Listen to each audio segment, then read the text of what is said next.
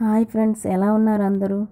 ఈరోజు నేను చూపించబోయే రెసిపీ వచ్చేసి బెల్లంతో సేమియా సగ్గుబియ్యం పాయసం. ఎలా తయారు చేసుకోవాలో ఇప్పుడు ముందుగా చూద్దాం. ఈ రెసిపీ కొత్తగా చూస్తున్న వారు ఎవరైనా సరే సబ్స్క్రైబ్ చేసుకోండి, లైక్ చేయండి, షేర్ చేయండి.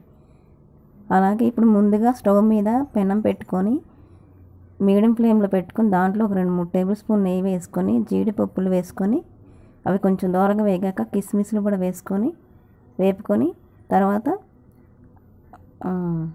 దూరగా వేయించుకోవాలి. మీ దగ్గర ఏ డ్రై ఫ్రూట్స్ ఉన్నా సరే వేసుకొని వేపుకోవచ్చు, మీ ఇష్టం.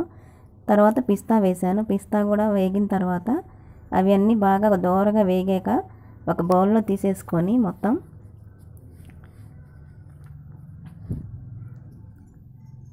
వేగాలి. ఇంకా కొంచెం ఆ కిస్మిస్ అనేవి లావుగా వస్తాయి. అప్పుడు వచ్చిన తర్వాత వేగిపోయినట్టే. అవి ఒక ప్లేట్లో తీసేసుకుని అందులోనే ఆ పెనంలోనే కొంచెం నెయ్యి వేసుకొని సేమియా కూడా వేసుకొని కొంచెం గోల్డ్ కలర్ వచ్చే వరకు వేపుకోవాలి.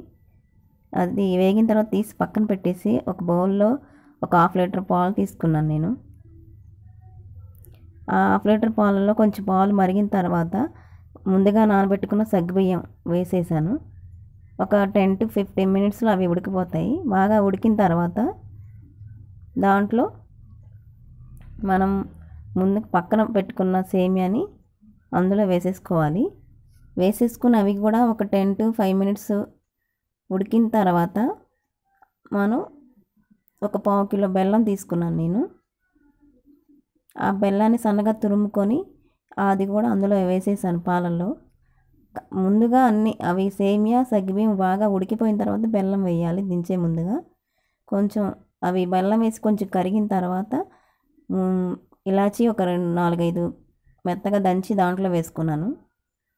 తర్వాత అవి బాగా ఉడికిపోయి బెల్లం కరిగిపోయిన తర్వాత పక్కన పెట్టుకున్న డ్రై ఫ్రూట్స్ మొత్తం అందులో వేసుకోవడం దింపే ముందు. అంతే, ఎంతో ఈజీగా బెల్లంతో సేమియా సగ్గుబియ్యం payasam ready. Thanks for watching. Please subscribe my channel.